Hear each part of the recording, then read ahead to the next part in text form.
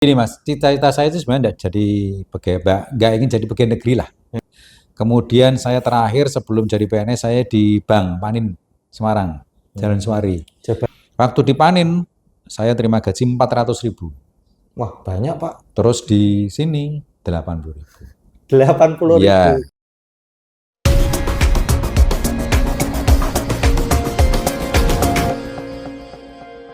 Terima kasih. Ini pada kali ini kita ada di kantor Kominfo Kabupaten Rembang. Saat ini kita bersama Bapak Ganti Arto, Kepala Diskominfo Kabupaten Rembang. Pak Ganti, langsung saja ini Pak Ganti. Pak Ganti Arto, panjenengan dulu memulai karir sebagai pegawai itu di mana? Sejak tahun berapa gitu Pak Ganti? Saya mulai karir tahun 1994. Tepatnya tanggal 11 Juli. Saya masuk kerja pertama kali ya di kantor sini dulu, Pemdanya sekitarnya di sini, di bagian keuangan. Dari mulai tahun 94, kemudian tahun 99 saya promosi pertama kali kasih di Pemda, Dinas Pendapatan Daerah, sebagai kasih pendaftaran. Kemudian saya tarik lagi di bagian keuangan tahun 2000. Kemudian tahun 2006 saya dipindah di pariwisata, Dinas Pariwisata, jadi kasih promosi. Kemudian 2008 saya ditarik atau dipindahkan di bagian administrasi pembangunan sebagai Kasubag. Kemudian pada tahun 2011 saya promosi menjadi kepala bidang di Dinas Pekerjaan Umum, kepala bidang kebersihan, drainase dan merangkap damkar. Kemudian pada tahun 2013 saya dipromosikan lagi menjadi Kabag Administrasi Pembangunan. Sampai tahun 2018 saya dipindah di bagian umum, Kabag Umum. Ya, kemudian tahun 2022 saya 22 atau 21 ya, aku ingatnya 21 kalau nggak salah. Saya harus ditimbali Pak Bupati, harus mengikuti seleksi untuk kepala dinas. Saya pun ikut. Sebenarnya basic saya ekonomi, saya Kabag Umum, tetapi Pak Bupati dawuh, awakmu Gan, kalau manggil saya kan Gan ke wani ning DPU. Saya jawab dengan lugas, bukan karena berani dan tidak berani Pak. Basic saya ekonomi. Beliau malah ngendikan gini, tapi tak sawang iki sing mampu awakmu. Tapi dengan catatan yole, ini ono seleksi. Nek kowe sing melu wong pira kowe nang siji kowe tetep tak angkat jadi Pak. Kebetulan waktu seleksi di Solo di UNS dari PU yang lamar ada 4. Loh saya kok ya nomor 1 lah, ranking 1 ya, bukan saya sombong enggak. Hasilnya memang gitu. Kemudian saya dilantiklah di Kepala Dinas DPU, Dinas Pekerjaan Umum dan Tata Ruang tahun 2021 kalau nggak salah. Kemudian saya tidak lama di DPU, kemudian tahun 2023 Mei saya pindah di Dinas Kominfo hingga sekarang, dan sebentar lagi tahun 2026 Januari tanggal 1 saya pensiun. Itu Mas.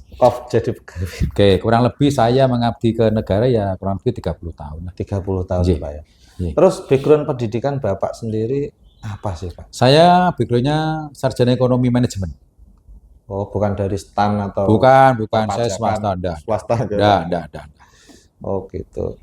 Nah terus gini Pak, pencapaian tertinggi di hidup Bapak sebenarnya apa sih?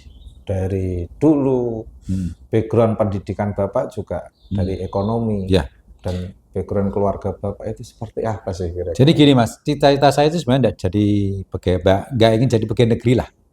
Saya sudah melalang buana, dulu pernah bekerja di perusahaan Korea, Surabaya juga pernah ikut di perusahaan sepatu, di Tangerang Spotek juga pernah. Kemudian saya terakhir sebelum jadi PNS saya di Bank Panin Semarang, Jalan Suwari. Jabatan terakhir apa Pak di Panin? Di sana saya sebagai apa ya? seperti semacam teller lah. Oh, Thailand. Iya, baru Front office ya, pos Pak. office ya. Terus karena di saat saya dipanin itu orang tua ibu saya sakit-sakitan. Waktu saya menengok ibu saya mohon pada saya, "Le, mbok nglamar pegawai negeri. Mbok sene Rembang sing nunggoni sapa?" Karena famili saya sudah saya 4 semua di Jawa Timur. Nggak ada yang nunggu. Terus saya itu ikut-ikut awel-awelan kok diterima. Iseng-iseng ya, Pak. Ya iseng-iseng. Terus ibu saya nagih, wis ditampa, wis kowe kudune Rembang ngene kan gitu. Waduh, saya gitu. Waktu dipanen, saya terima gaji 400.000. Wah, banyak, Pak. Terus di sini 80.000. 80.000. Ya, orang tua cukup le, karena CPNS cukup, pokoknya cukup ya situlah. Dari situ saya malah memperoleh hikmahnya, karena tahun 98 ada krisis moneter. Oh iya, Pak. Banyak betul. bank-bank swasta kumpul. Bang swasta. Saya mengambil hikmahnya di situ. Oh iya, orang tua aku benar. Banyak pengangguran juga ya, Pak. Iya, teman saya banyak nganggur. Nah inilah hikmahnya di sini. Wong tua yang ngomong gak keliru memang betul. Nah di sisi karir saya ya sebegitulah fluktuasi mas. Cuman saya tetap hidup itu saya menikmati, saya bersyukur kepada Tuhan bahwa apa yang kita peroleh saat ini ya inilah saya. Semua dari Tuhan. Kalau kita itu pengennya sih orang hidup pengennya sih macam-macam lah. Duit-duit akeh. Omah api, mobil api, semua kan gitu.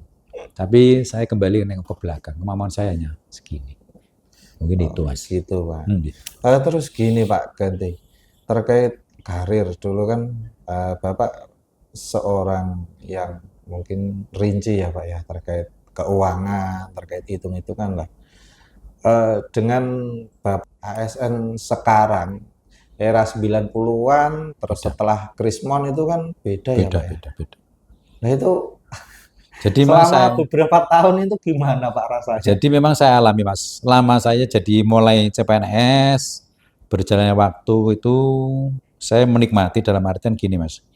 Dengan adanya gaji yang segitu, honor juga belum begitu banyak. Iya, betul. Tapi prinsip hidup dari orang tua saya, neng Rembang cukup, kan gitu. Kebetulan saya punya istri juga bersahaja. Istri saya orang Malang, dia juga dulu SKKA Busana, jadi bantu saya di rumah jahit. Nah, kebetulan istri saya nyon sewu, jahitannya bukan biaya kaleng-kaleng lah. Iya. Nah, makanya dari itu saya juga dibantu istri saya untuk mencukupi kebutuhan hidup. Nah, sekarang berjalannya waktu, regulasi berubah, honor bertambah, ada istilahnya TPP segala macam. Itu kan sebenarnya memberi semangat untuk bekerja, semangat lebih giat lagi untuk bekerja. Nah, itu tergantung personalnya masing-masing, pribadi masing-masing untuk mengabdi pada negara. Kan itu mas. Pas dengan apa anomali kerja yang jomplang ya Pak ya. Kalau di swasta mungkin disiplinnya minta ampun, malah dipanin. Waktu dulu itu disiplinnya minta ampun lah. Dengan kondisi ASN Pak, dulu dari zaman ke zaman, Bapak sendiri bagaimana Pak? Sebenarnya kalau menurut saya selama bekerja itu ada kemajuan mas di ASN ini karena segala sesuatu sudah terkonek sekarang, apalagi pakai sistem, pakai IT sudah terkonek. Kalau di perbankan dari dulu kan sudah berkonek, dari dulu sudah berkonek. Seperti mohon maaf dulu zamannya apa COVID ada WFH kan sebenarnya sistem di daerah kan belum berjalan. Kalau untuk WFH seneng mereka, dikira libur kan? Iya betul. Karena tidak ada kerjaan, sistemnya berjalan. Kalau di pusat sudah berjalan kan gitu. Nah di saat itu pun juga saya memetiknya gini, duh sayang ya di daerah belum ada sistem yang bisa mengatur, bisa melihat pekerjaan sejauh mana. Akhirnya ya kalau ada WFH seneng, pray kan. Gitu. Betul. Dan saya pun tidak pernah menikmati kok. Saya WFH ya masuk. Karena tidak terbiasa. Walaupun di kantor banyak, ngomong-ngomong sana sini jagongan. Gitu. Karena kan ya mungkin berawal dari seorang swasta terus jadi geser ke PNS plat merah ya Pak ya. Meski ya ada jumlahnya juga. Gini Bapak, nek saya sih melihatnya Pak Ganti dulu pas awal bertemu kan, wah ini orang agak lain. Maksudnya merakyat gitu Pak, enggak. Oh iya Mas. Ya. Itu dari mana Bapak? Dari Bapak untuk sendiri. Ya saya itu tanaman dari orang tua saya. Jadi gimana Mas ya? Orang tua saya itu menanam pendidikan itu dari kecil. Terus di saat saya jadi pegawai PNS itu bapak saya juga bilang, "Le, kowe ora wong Islam nyen sewu ya. Iya, paham, Pak. Ora usah ngidek koncone, ngatok koncone, Mm-mm. terus lapor-lapor, mbok banyu milih aja. Dinikmati hidup aja gitu. Wis toh, engko nek wayah rezeki, rezeki. Itu pun persis kabak saya waktu saya CPNS menghadap. Dan sudah dimejang, terus beliaunya ngomong, kita omongi gak tekno ya. Rezeki nek urung wayahe. Mbok bro ke sampai jungkir balik orang mungkin kecekel. Iya, Kan betul. nek wayah rezeki teko kowe digugah. Itu satu. Kemudian prinsipnya dua, yang kedua saya dimejang. Wong Melayu banter karo nek alon banter loron di nek tiba. Banter, Pak. Nah, itu persis saya punya satu angkatan teman, ini sudah meninggal, dulu sekretaris saya, satu angkatan sama masuknya.